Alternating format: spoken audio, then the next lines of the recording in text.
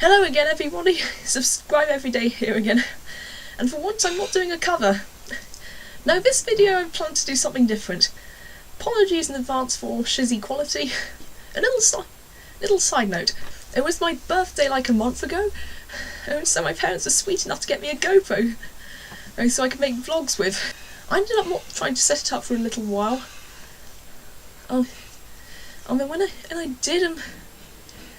When I got round to downloading the app so you could see what it was filming and edit it and such like, some of the reviews were a bit worrying, something about Wi-Fi and iron crashes and such like, so I think I'm going to wait for a bit and see how things go. Seriously, from what I've heard, at GoPro, why should you need internet for this? This vlog is about fan fiction, and I'm currently writing. I wasn't planning to tell you about it until like months when I at least done the first draft, which I'm currently doing. But then I got tagged. Have you heard of Jenna Morassi? Because at the time of recording, the latest vlog she did was a writing tag called The Naughty List, and basically she tagged everyone, all her fans. This video was recorded in December, Christmas Eve right now in fact, and since I wanted to finalise the answers and such like, and even do a bit more on the story. The time of recording I've done 50,000 words, and so this vlog is a tag I'm going to do about my Lazytown fanfiction Ástin, Opnar, Augun, Skær. Yes, you heard that right. Right, more on it later. So, the rules. Rules number 1. Oh, and yes, I have a note sheet. Need to help. I have a note sheet. I wrote. And once again, it's not working. Right, so I know what to say. Rule number 1. Answer the questions using characters from your current work-in-progress manuscript. In this case, it is a fan fiction, and it's not official. Disclaimer time. I do not own Lazytown, and it is owned by Magnus Shaving, aka Sporticus. I'm sure you know what fan fiction is, right? Like when people write stories about things from another show. Another book series. And anyway, when I've finished writing, I'm going to post it up online. You can read it for free. Also, I'm not going to monetize this video because I don't want to get sued. So, number 1, answer the questions using characters from your current WIP. Even meme fans will know which characters I might be using by now. Number 2, do not use the same character more than twice. At first I thought she meant more than once, but then she seemed to have used the same character more than once. Twice. I saw at the back of the question and the answer was more than twice, which is reassuring. And 3, provide a brief, seriously folks, brief, description of your plot before answering the questions. I'll see how brief I can go then. I'm sure you all heard of the recent "We Are Number One" meme that's been buzzing around the internet for a while. Yeah, that was such a nostalgia trip. When I first watched, I didn't remember the song. That's because it actually aired in 2013 when I was a teenager and still am. Or was it 2014? I'm sorry. In any case, I remember watching the first 2 seasons of Lazytown as a child, and so I was quite sad. And I found out watching a video explaining We Are Number One and its popularity. I was sad to find out that the actor who plays Robbie Rotten has cancer. I don't think I liked Robbie Rotten. I think I love to hate him. This actor, looking at his Reddits and his video, he's an actual legend. So anyway, the plot of Ástin, Opnar, Augun, Skær. I've gone over a minute already. Oh my god. Yeah, I'm sure of it. Translated from Icelandic, because Lazytown is actually Icelandic. Like, this means love opens up the bright eyes. Yes, it is what internet people will call a slash fic. Like, more on that in a minute. It's a shipping fic. A fair bit of shipping. The story takes place in an Icelandic village called Lazytown, which is well known for being ironic. Its quirky residents are actually some of the most playful, active people you will ever meet. And despite local villain Robbie Rotten's best efforts, much-loved hero Sportacus keeps it that way. Until one day everything changes. It started off as pretty much a normal day in Lazytown, and Sportacus was minding his own business up in his airship. Then a crystal he wears on his chest goes off, beep, beep, beep, beep, beep, and he's like, someone's in trouble! And after a quick search of the town, he can't find anyone. It's by a process of elimination that he works out that Robbie Rotten is the one in trouble. And it might not be something he can save it from. He gets into his lair and so I got so far as his skin's gone yellow and he has a stomachache. Also, at some point, his face turns orange. And anyway, I should keep it brief. Oh my goodness, I'm so excited. I'm kind of excited about this story. I've been tripping on it for a while. I'm kind of obsessed. I want to write this story. Anyway, so an ambulance gets called and tests at the hospital are done, and it turns out that Robbie Rotten has cancer. Pancreatic cancer. Yes, anyone getting deja vu right now? That was pretty much the inspiration for the story. It's just basically about Robbie coming to terms in the life he has left, after what he's doing with it, about his battle with cancer. And there's quite a big romantic subplot. Even though he's a bad guy, Sportacus still comes and visits him every day because he's worried about him. He has cancer after all. On googling pancreatic cancer, I found out that it has a high mortality rate. So Sportacus comes and visits him as much as he possibly can, which Robbie finds kind of annoying, because he may claim to hate the bad guy, but in actual fact, he's actually been harbouring a crush on him. Anyway, sorry for that not brief description, and even after I'm going to edit it. Let's get right down to the questions. Number 1. Which character would get wasted at a holiday party and end up humping the Christmas tree? This question, Okay. This is one of the hardest questions to answer. No pun intended. I was considering answers like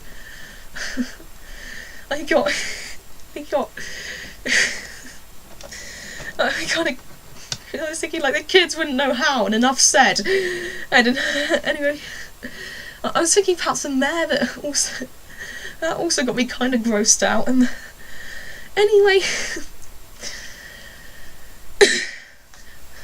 so I decided to go over one of the hospital staff, who I still need to finalise. Well, General Ressi did say to use a work in progress.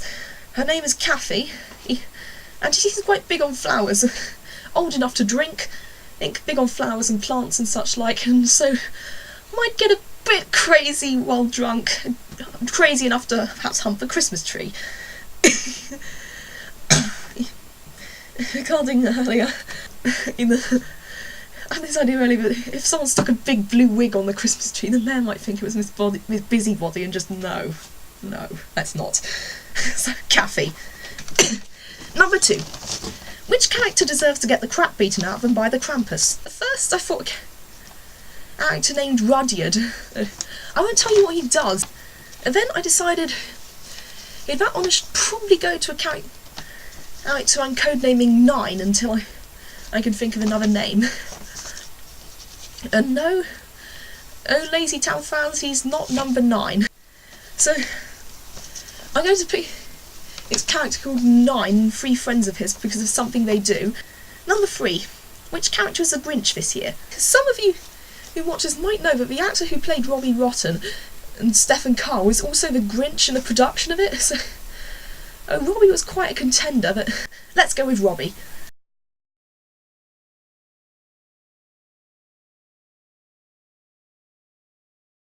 Number 4. Which character tried to get a little too friendly while sitting on Santa's lap? This would only happen if Santa Claus was a hot dude with a fake beard on, but for goodness sake, don't tell the children. And because then I I have this trio of nurses who's working at the hospital, which are so far mostly comic relief. there's one scene about how where they lament about how all the good-looking men are either jerk faces or gay, and how therefore they can't seem to be able to find Mr. Right. And therefore the nurses Clancy, Adina and Lita would share it. Number 5. Who would your antagonist most like to tongue beneath a mistletoe? As soon as I heard this question, I was like, Sportaflop! Robbie's transition from antagonist to protagonist is quite an interesting one. I'm hoping you can find a way to sympathise with him enough after it's not a massive sob story, while also keeping his lazy, villainous personality. And Robbie is the antagonist of the show Lazytown. So I'm going to go with him, and thinking about how to answer this question, the story's not an insta-romance. Let's face it, Sportacus is kind of cute. I can just... I had this... When thinking about how to answer this question, I can just imagine... So what happens is, I mentioned earlier that Sportacus comes and visits Robbie every day because he's worried about him. He might die. I still need to Google when one might need a heart monitor plugged in. By which I mean those screens which go beep, beep, beep. Anyway, it's a kind of running gag which gets acknowledged by either characters at various points. You know how when you love someone, and you see them and your heart beats faster? At least that's what I've heard. Anyway, this running gag, whenever Sportacus comes in, or runs in usually, I think we see and hear Robbie's pulse go up. That, and the nurses can't quite work out whether they love each other or hate each other or what. The head nurse Abby is first to realise how secretive Robbie's being. I wonder why he hasn't said so already. And I won't tell you about the others, but this tag seems to be what would happen if someone invited all the characters to a holiday party, and I can imagine nurses deciding it's time to get Robbie to stop messing around and tell Sportacus how he feels already. And what better way to do that with a sprig of mistletoe, perhaps on a fishing rod, or they'll just be lying in wait for to pass by each other and then quickly stick the mistletoe in front of them. I think you all know by now. It's kind of... If two people are under mistletoe, they're supposed to kiss. It's so Robbie would kiss him, perhaps with a bit more length and passion than the average mistletoe kiss. And then when he's starting to come down from the high, I don't know at what point in the story this would be. Well, this December, and I think Sportacus would start kissing him back, and Robbie starts to realise what he's just done and break away. He's shocked and then leg it like Cinderella at midnight. So yeah, number 5, who would your antagonist most like to tongue beneath the mistletoe? Oh, Robbie and Sportacus. I've written here, I'm hoping you can see it. Probably can't, sorry. Anyway, here I've written Sporter Robbie. They have a shipping name, because the internet. Number 6. Which character would accidentally tip the menorah and light the house on fire? At first I thought Ziggy. He's the youngest out of the kids and sometimes the butt of everyone's jokes. He's kind of clumsy, loves sweets, and he seemed like the kind of guy who'd tip the menorah over. But then I think I'm going to go with Stephanie on this one. I can see her, and she likes dancing, and I can see her doing a dance routine indoors and accidentally kicking the menorah over or something. Poor girl. Hopefully Sportacus can at least keep everyone from getting killed. Number 7. Which character is most likely to bring magic brownies to a holiday party? When I read this, I just cracked up laughing. This fanfiction is based on a kid's show! Oh.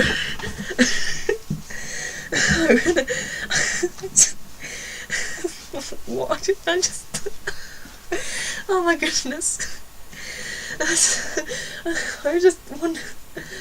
I was wondering who would... Like, I know weed apparently makes you lazy. I don't know, magic brownies are... brownies with weed in them. Cannabis.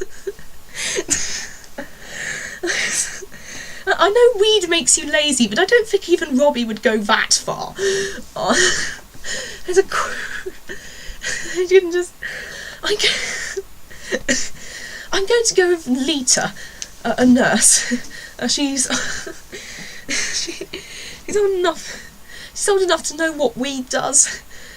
She doesn't. I don't think she's a stoner, but they did say most likely, and she's quite happy and playful, and cheerful, and a bit carefree for a nurse on a cancer ward, maybe. Yes. I can just imagine. Maybe she left them out of the food and forgot to keep a close eye on them, because I can imagine, for example, I was thinking perhaps Ziggy would bring them first because he loves sweets, and then, no, or stingy, these brownies are all mine.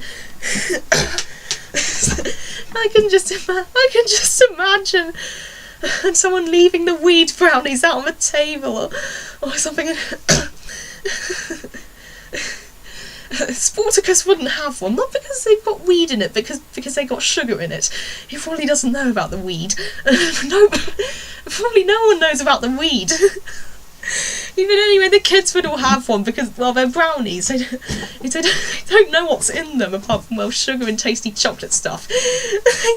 Ziggy and Stingy might have two.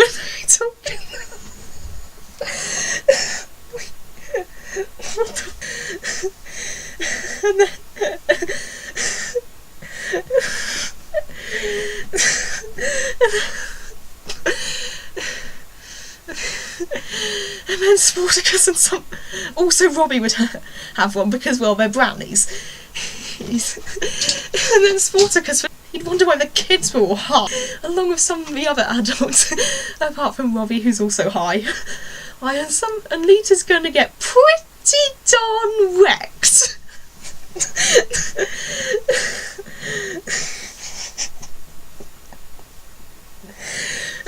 I forgot to say earlier, Sportacus wouldn't have one because the sugar in them would make him pass out. Sugar's like kryptonite to him.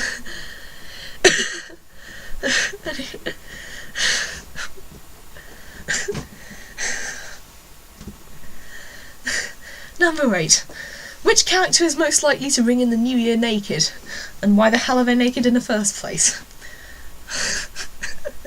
Holy moly. Again, I struggled to answer this one. But in the end, I decided to go with Richard and his wife, who perhaps might have sex to commemorate the new year, which is why they'd be naked. Number 9. Which character is absolutely kidding themselves by insisting they belong on the nice list? So far I got that Robbie falls in love with 9 because I think he's going to appear to be happy and friendly, quite very nice to people. I think I'm going to go with Rudyard. He's a super villain. I don't think he believes in Santa Claus. Number 10. Which characters would readers be most shocked to find on the naughty list? That would depend on whether Santa Claus is homophobic. If he is, then readers would definitely be shocked to find Sportacus on there. He's quite nice.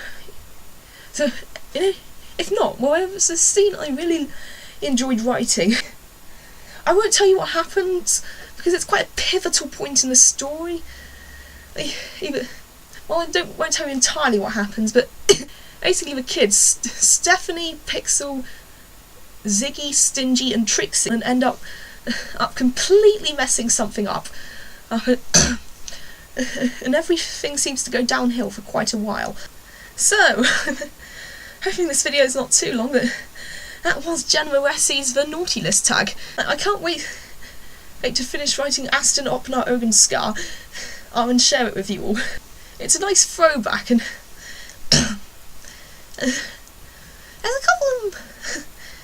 there's a moral or two to the story, I think, as well. I won't say what. Since I'm 18 now and no longer a child, it was quite... Despite the cheesy songs that give Frozen a run for its money, it was nice revisiting Lazytown again, and I'm enjoying writing the story. With the drama, I got some adorable Sporter Robbie moments in there. And I have a feeling some of you guys are going to cry. The story won't be out for quite a while, because it depends. Because it depends on events IRL. But until then, Merry Christmas for either 2016 or 2017, depending on when the year's out. See you later.